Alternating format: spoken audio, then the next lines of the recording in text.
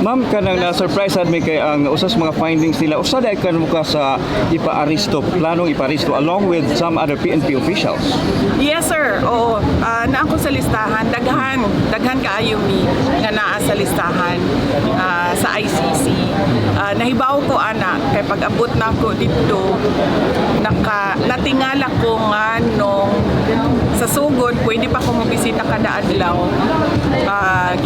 Giundang nila pagkahuman ilahan ang gina-record ang mga ginaistoryahan namo ni Pangulong Duterte. So nasabtan ako nga nagapaminaw sila sa amo ang ginaistoryahan kay ang ilahang huna-huna ang amo ang ginaistoryahan kung unsa ang kaso ug unsay ginabuhat sa kaso ginabuhat nato sa kaso dinhi sa Pilipinas ug mga strategy sa kaso.